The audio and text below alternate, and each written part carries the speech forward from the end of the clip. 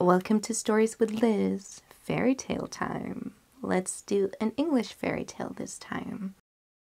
A fairy tale called Lazy Jack. Quite humorous one. Once on a time, there was a boy whose name was Jack, and he lived with his mother on a common. They were very poor, and the old woman got her living by spinning, but Jack was so lazy that he would do nothing but bask in the sun in the hot weather and sit by the corner of the hearth in the winter time, so they called him Lazy Jack. His mother could not get him to do anything for her, and at last told him one Monday that if he did not begin to work for his porridge, she would turn him out to get his living as he could. This roused Jack, and he went out and hired himself for the next day to a neighboring farmer for a penny. But as he was coming home, never having had any money before, he lost it passing over a brook. "You stupid boy," said his mother. "You should have put it in your pocket."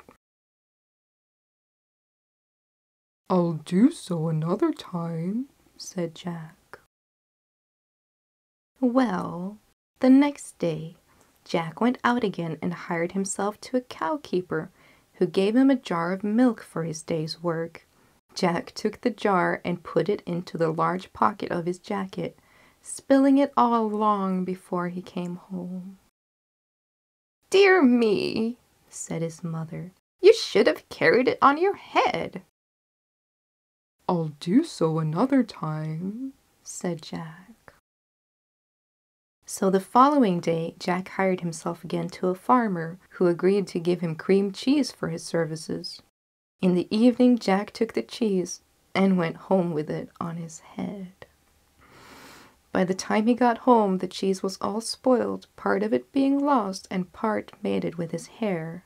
"You stupid lout," said his mother.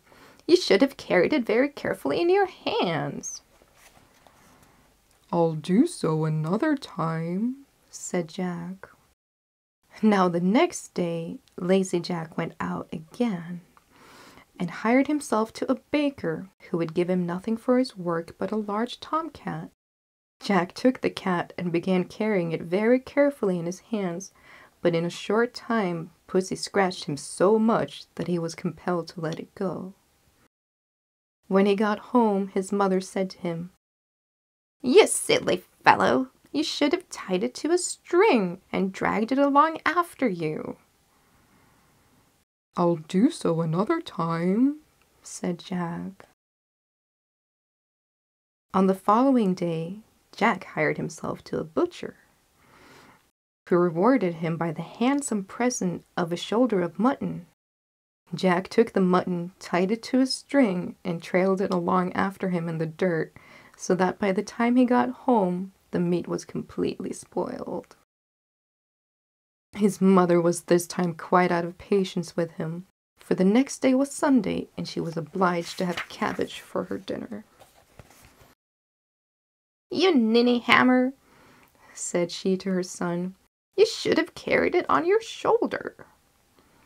"I'll do so another time," replied Jack. Well, on the Monday, Lazy Jack went once more and hired himself to a cattle keeper, who gave him a donkey for his trouble.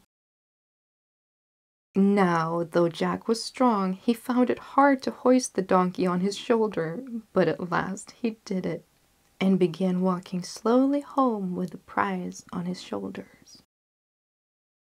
Now, it so happened that in the course of his journey he passed a house where a rich man lived with his only daughter, a beautiful girl who was both deaf and dumb, and had never laughed in her whole life.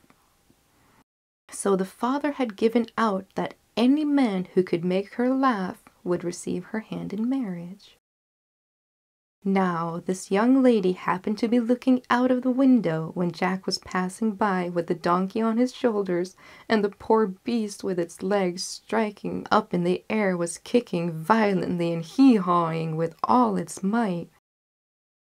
Well, the sight was so comical that she burst into a great fit of laughter and immediately recovered her speech and hearing. Her father was overjoyed and fulfilled his promise by marrying her to lazy Jack, who was thus made a rich man. They lived in a large house, and Jack's mother lived with them in great happiness until she died. The end. Hope you'll have a good week. Hope to see you next time. Bye.